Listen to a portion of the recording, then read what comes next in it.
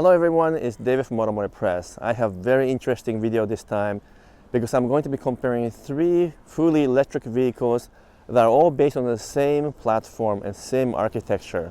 We have the 2024 Chevy BLAZER EV. This is the foundation and the baseline from which Honda and Acura decided to produce and develop their own versions of the vehicle, which is called the Honda Prologue, and Acura ZDX or ZDX, depending on which country you're from. And all three share the same General Motors LTM platform, which is really what this car is about. And because of that, all three vehicles should feel the same or should look the same. However, Honda, Acura, and General Motors did something very clever and came up with three distinct designs and also three distinct interior, even though they're all based on the same architecture and same platform. So I think it's a very interesting engineering background to the whole story behind BLAZER EV, Honda Prologue, and Acura ZDX/ZDX. And I'm going to compare all three vehicles to let you know whether or not I notice any difference in terms of quality, in terms of engineering, design, and also ride and handling. So let's start with the BLAZER EV, then move on to the Honda and then the Acura, and I'll let you know which one I like the best. Let's go. Welcome back. So as I mentioned, I'm going to be comparing three vehicles that are all based on the same platform, which is the Altium platform from General Motors. And all three models are really based on this model right here. This is the baseline, the reference point, which is a Chevy BLAZER EV. It looks fantastic. It looks really good inside and out. But there are also many challenges to make the EV attractive to many buyers because people are kind of moving away from EV and kind of going back to gasoline-powered vehicles these days. So could these vehicles truly bring new buyers to the market who weren't interested in EV, but somehow these models have to convince them that these are the best buys? But before I go too far, one interesting background is the fact that this is, again, partnership or collaboration with Honda and Acura. And you might wonder, does that make any sense? Well, it makes sense for Honda and Acura because they need to bring EV cars quickly to the market. And even though they have their own versions of the EVs coming up in the next couple of years or so, until then, they needed help to get to the market quickly, and it was General Motors that decided to help them out. And you might wonder, is it the first time GM is working with a Japanese partner? No, of course not. In fact, if you recall, General Motors was the very first company in the world to partner with a Japanese company, which was Toyota back in 1986 to come up with NUMI, which is New United Motor Manufacturing Inc. in Fremont, California. And that was the very first joint venture between American and Japanese car companies. And to this date, NUMI has such an important milestone because it was the first joint venture. And by the way, the first joint venture for a Canadian company to partner with a Japanese automaker was between GM and Suzuki. And so in 1986 and 1987, GM, Suzuki, and Toyota kind of worked together to create the world's first transplant, we called them back then, or first Japanese joint ventures. And I was a first employee of that joint venture, so lots of history with General Motors. But coming back to this car that's built in Mexico, how's the quality? Well, I gotta admit, even though engineering and design is beautifully done on this vehicle, I'm not quite convinced that manufacturing quality is the best that they can do. I really think they need to improve it a little bit because the gaps are actually not too bad. It's about 4.1 millimeter there and about 3.5 millimeter, but it's a bit misaligned. You can tell not only here, but also right here. So kind of message to General Motors, please work on the overall quality, at least for the exterior, because things are not quite aligned properly. A little bit misaligned here, just a tiny amount, not a huge amount. And then here, not only is it a little bit misaligned, but this thing is higher than here by a fraction of a millimeter. So perhaps acceptable if you just look at it from far away. But for an engineer like myself, I find it a little bit hard to accept this the way it is.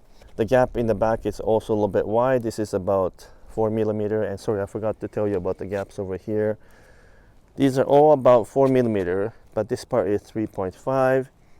And then over here, the gap here and here is not aligned. There's way more gap over here, for example, than the other side, and these parts are a little bit flimsy and a little bit rattly. So you can see this one is also misaligned here. So manufacturing quality, at least for exterior, is not super good.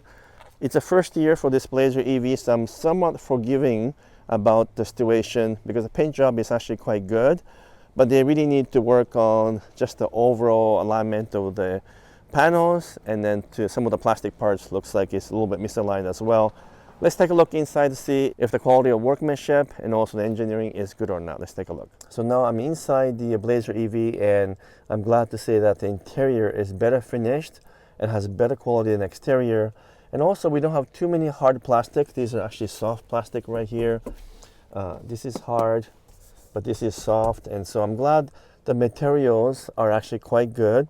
I have a bit of a problem though with the overall design. Nothing wrong with this big infotainment system. It's really easy to use and beautifully engineered, but you have like red accent over here, piano black, you have chrome, you have red markings, you have red stitching with the blue stitching on top. You have kind of like a glossy, almost like a snake skin design here. Then you have a plastic piece right here, which is hard plastic, and then more glossy black here, and then more texture here. So to be honest, it's a bit busy. I don't think there's any need to mix blue with red stitching. I know that's the RS design theme. This model is called the BLAZER EV RS.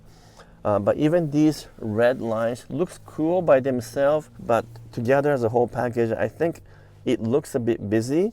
Some people also say that it feels a little bit claustrophobic because the windows are small and everything is black and we have no panel roof or sunroof, so it feels dark in here. I don't have a problem with that because the screen is big and actually visibility is really good. As I mentioned, the quality of the infotainment system is absolutely fantastic. However, we do not have a wireless or wired Apple CarPlay or Android Auto. They're kind of following the trend that's set by Tesla and Rivian. None of them offer Apple CarPlay or Android Auto, so that's what General Motors is doing and moving away from offering the Apple CarPlay. I still think that is definitely a mistake because the market really wants that feature, and even though Tesla doesn't have it, it doesn't mean that you have to follow suit with the same directions. So I think that's one mistake that I'm hoping General Motors will reverse and bring Apple CarPlay back. Otherwise, I have no problem with the rest of the interior. It's actually quite comfortable in terms of seating, good space in the back, and the entire packaging is pretty good, other than the fact that because this windshield is really sloped and raked, you have a fantastic design from outside, but you're compromising the interior openness because you feel a little bit too much like you're sitting inside the cabin, and therefore it doesn't feel airy. So those are some of my complaints. I have no other issues with this vehicle, but let's go for a drive and see how it feels. So now I'm going to take the BLAZER EV out for a drive. Let me get some of the statistics right away to you, which includes the power and the range and so forth. So in the BLAZER EV model in general, you can get all-wheel drive or rear-wheel drive, and then in the future we will also get front-wheel drive as well. But all-wheel drive models have 85 kilowatt battery with 288 horsepower and up to 449 kilometer of range. So almost 450 or 280 miles of range, so really good range. And then the rear-wheel drive models have a bigger battery, 102 kilowatt hours, with even more power, which is 340 horsepower and 325 pound-foot of torque, up to 515 kilometer or 321 miles of range. So very impressive range. There are also some other configurations coming up as well. So in terms of range and power and torque, it's actually quite impressive and definitely better than some of the competitors. And I think this is the strength of General Motors. The Ultium package, the platform and architecture has a really good design and engineering, and they have a pretty impressive package overall. But what about in terms of how it drives? Well, most EVs these days kind of feel the same. They have almost infinite torque when you step on the accelerator, so it takes off with lots of energy, and it's always quiet, smooth, and even though this vehicle has quite a large wheel package, it rides really well. So I think the suspension, the engineering of chassis, the way that the actual powertrain or motors interact with the chassis is really well done. Like I said, I think it's one of the best architectures that you find in terms of EV market, and that shows through when you drive the BLAZER EV because it's really quite smooth, and in many ways it's superior to, let's say, a Toyota BZ4X or Lexus RZ. Both vehicles are really good to drive, but this is superior in terms of range, in terms of power, and basic ride and handling. I think it's quite a predictable and balanced vehicle. You don't get a really amazing handling, but it is quick enough to say it's very sporty. So when I move the steering like this, the car actually moves pretty quickly. And as I mentioned, the ride is very predictable and actually quite refined. So nothing wrong with that. Now there is a sound that vehicle makes to let pedestrians know that it's coming. So you can hear the ooh, ooh, ooh sound. And every automaker have a different sound for that. And to be honest, I don't like the sound of this particular one. It sounds kind of weird to me. But in terms of acceleration, you can pick a different sound also to come through the speaker system when you accelerate. And I don't mind those sounds, but the slow speed sound on this particular BLAZER EV is a bit odd. Otherwise, as I mentioned, good engineering, good basic platform. Now I'm kind of curious as to how much of a difference there is when you drive the Honda Prologue and the Acura ZDX or ZDX, because both vehicles are based on this platform, built in the same factory in Mexico, and for all intents and purposes, all the engineering behind the scenes are all exactly the same. It's really just the shell and the interior design that are different and some tuning. So let's see if the Honda feels different, and we hop into Acura as well to see if there are more differences between Honda and Acura, and ultimately how those two differ from the BLAZER EV, because this is the baseline, this is the actual architecture that both Honda and Acura are based on. So let's jump into those two vehicles and let's see what happens. So I talked quite a bit about the Chevy BLAZER EV, but now let me talk about these two variations of the BLAZER EV. These two are obviously very different in some ways, but also quite similar to the BLAZER EV because all three share the same General Motors Altium platform, and they're all built in the same factory in Mexico. So there are a lot of things that are similar, but I was quite surprised when driving the Prologue, the ZDX or ZDX against the Chevy BLAZER, in that the handling, the feel, actually surprisingly unique to each model. In fact, I think the Prologue is probably the sportiest, and then the ZDX, obviously the most comfortable and most luxurious, but also most expensive. And then the Chevy BLAZER kind of in between. So all three of them offer their own distinct personality. But let me do a quick quality check to see if both of these models are similar to the BLAZER EV in terms of manufacturing quality, because they should be. They're built in the same factory, same system, same manufacturing. But there might be some variation because maybe the inspection is different or the criteria might be different. So let me do the Honda Prologue first, and it's about 4mm here, same there. So that's about the same as BLAZER EV, about 3.8, 3.6, 3.5mm, so more or less the same. I think if you look at the back here, it's a little bit wider at 4.5mm, and these parts are still a little bit wiggly and loose. Not so bad. And the paint job is about the same. For all intents and purposes, the paint job looks exactly identical to BLAZER EV, which should be because they go through the exact same paint system, same painting process, same equipment, same drying equipment as well. So it's identical in terms of paint quality. But when you get to the ZDX or ZDX, the paint quality is a little bit better. So they might have changed the specification to either give a slightly thicker clear coat, potentially additional clear coat, because it is quite a bit glossier than either the BLAZER EV or the Prologue, and also just the uniformity of the paint looks a tad better. So I'm thinking maybe the evaluation process or the quality check process might be a little bit different for the Acura, maybe a little bit higher standard, a little bit more clear coat or thicker paint, that kind of stuff. However, I was a little bit surprised at the quality of the gaps and alignment. It's actually the worst of all three, which surprised me. This is 5mm there, 4.8mm. I can almost put my finger through this gap, although it's aligned well and all the edges line up. And then the rest of it, it's more or less the same, 3.8, 3.7, and 3.5. And the gap in the back, maybe a tad better, not really, 4.1mm. And these parts, about the same. Still squeaks a little bit and still a little bit loose, but maybe a little bit better in the Acura. Like I said, the paint job looks better in the ZDX by just a small margin anyway, but the gaps I'm not happy with. With this, they should have not passed this vehicle.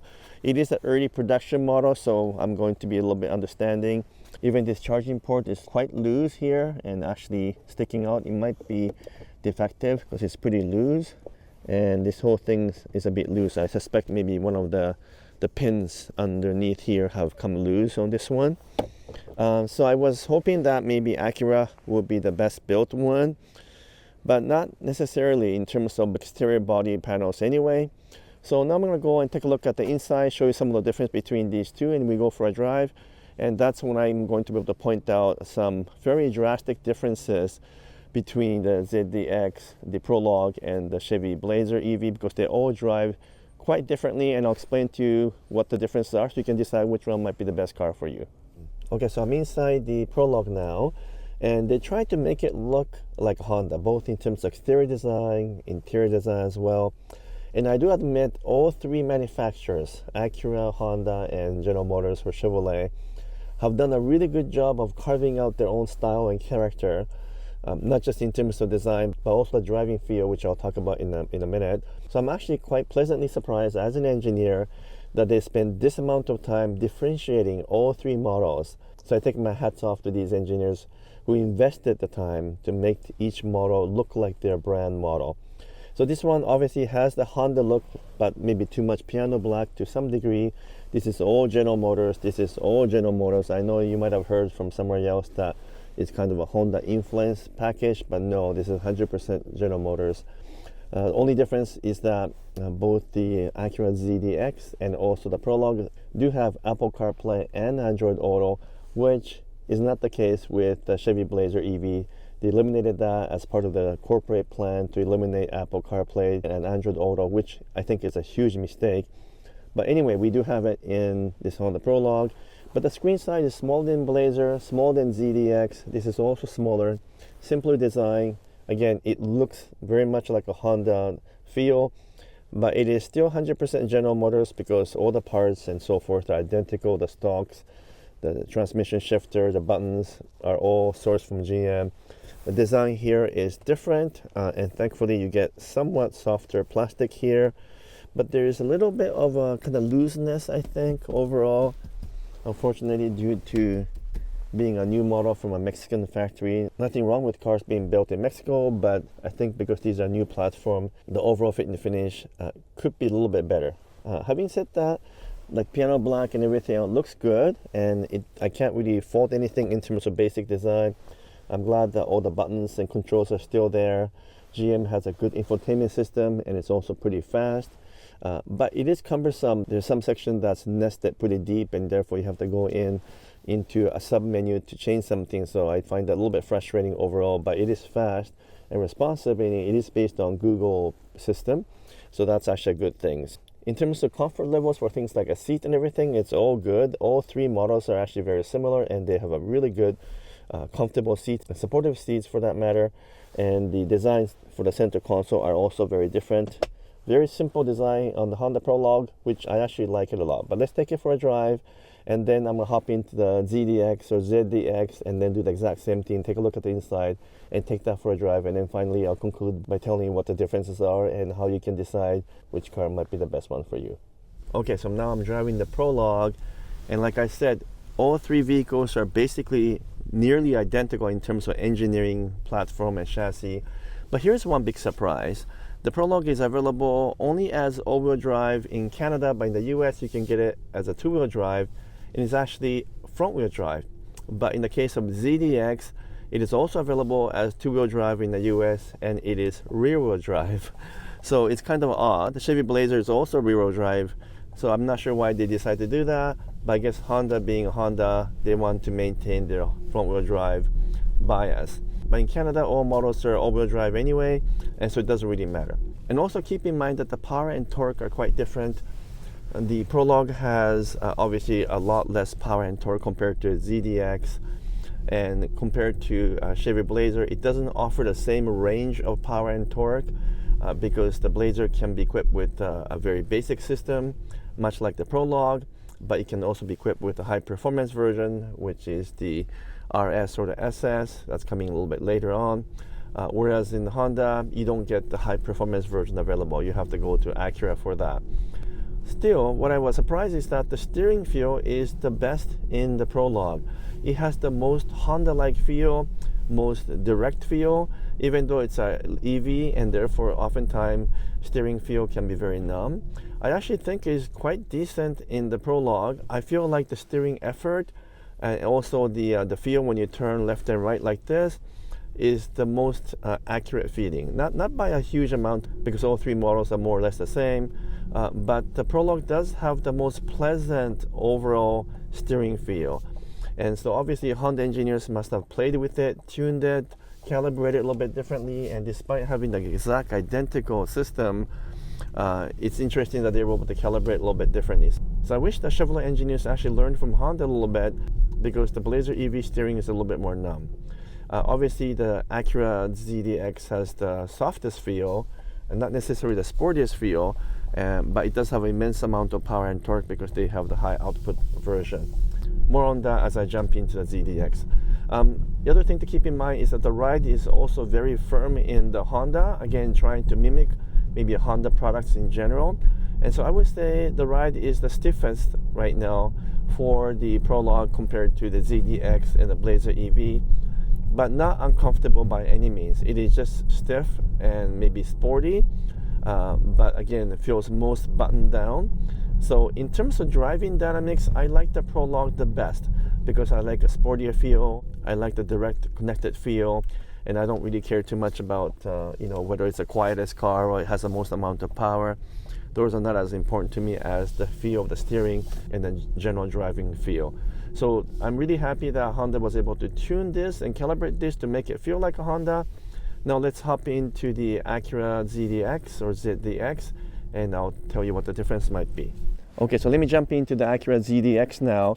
But I wanted to comment before I do that the design is quite radically different, which is remarkable considering all three models are based on the same platform, but they spent the time to re-engineer the exterior, the interior, and you can tell that this one has the best looking design. The swooping exterior here, also low profile feel, different color trims and so forth, makes this one stand out. People really stare at it, partly because of the bright blue. Whereas the Prologue does look like a Honda. It looks very much like other Honda products. So again, my hat's off to all three designers or engineers who were able to make all three cars look quite distinct. But anyhow, let me hop into the ZDX and let me talk about this car a little bit more. Okay, so now I'm inside the Acura ZDX or ZDX.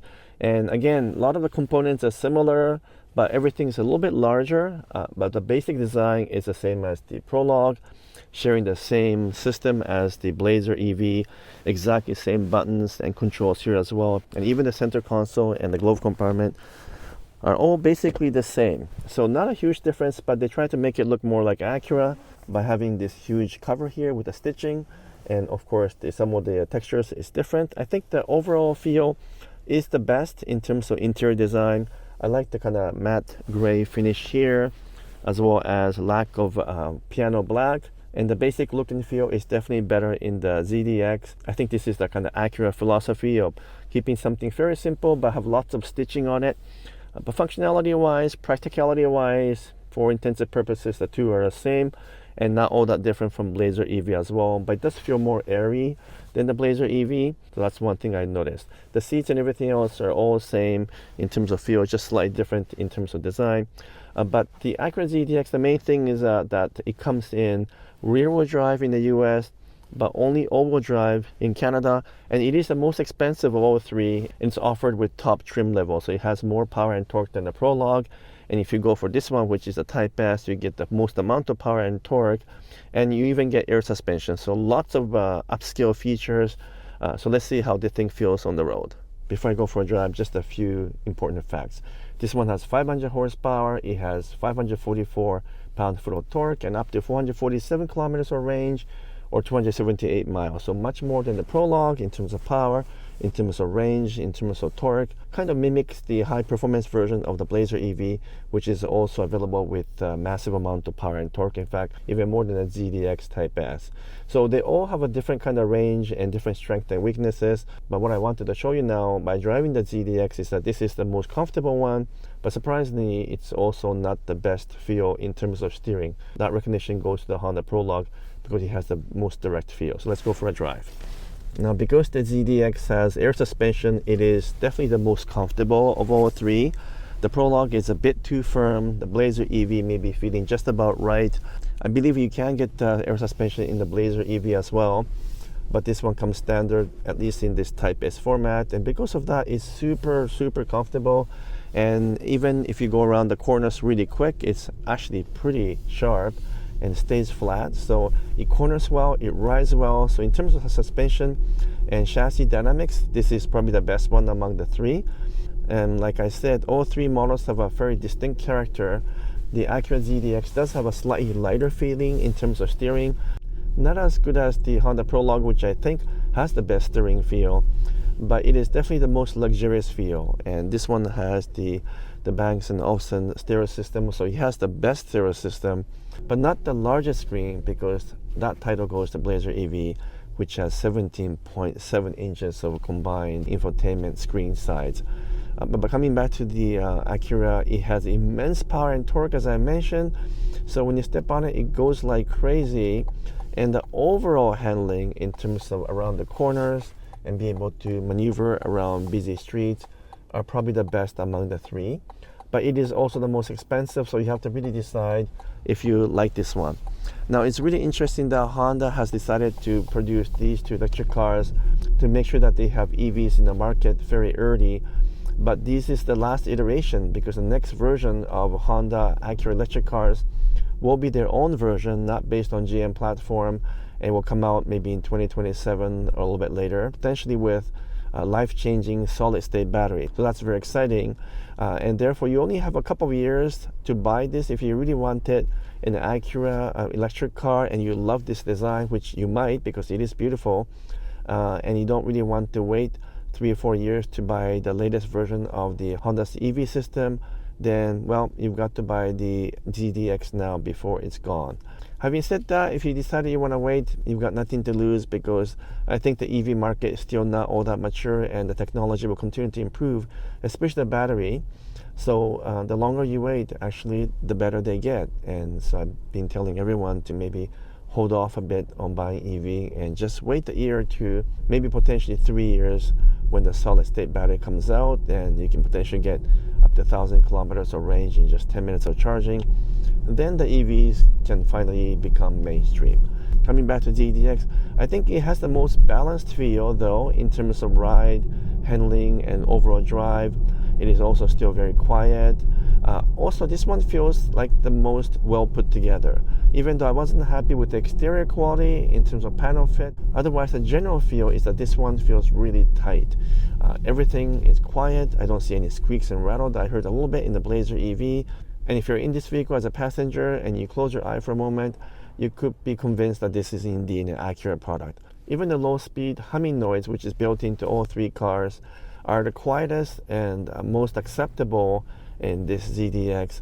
In both the BLAZER EV and the Honda Prologue, the humming noise is really loud and quite annoying. I don't know how they chose that sound, but in the ZDX it's a little bit less annoying, a little bit less intrusive. So that's a minor difference between the three. Anyhow, if you step on the accelerator here, this thing does really take off.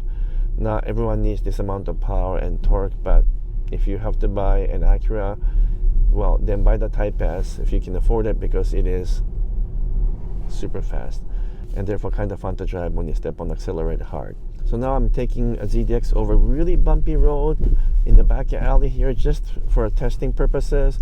And again, it handles beautifully. I can barely feel the potholes and the rough road. Although I'm shaking quite a bit, it feels pretty stable. So suspension engineering is absolutely excellent.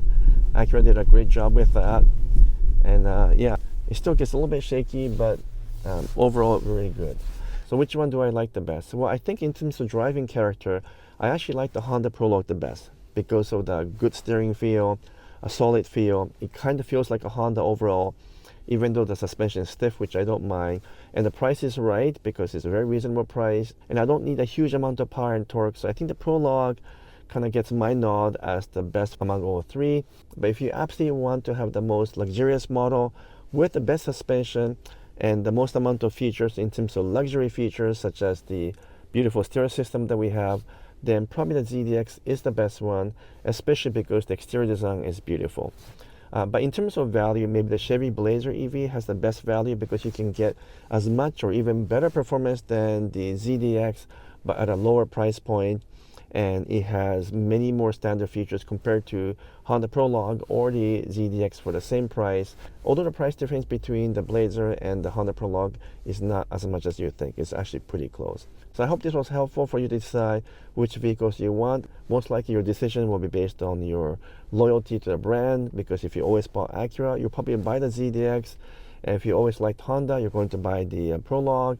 And if you like Chevrolet dealer because it's close to you and you know the people well, you're going to end up with the BLAZER EV. So all three models are pretty good choice right now in terms of range and power and the value for money. But it's up to you to decide which one might be the right vehicle for you. So if you enjoyed my video, please give me a thumbs up, make some comments. And if you haven't done so yet, would you kindly subscribe as well. Until next video, I'm signing off for now. Thank you so much.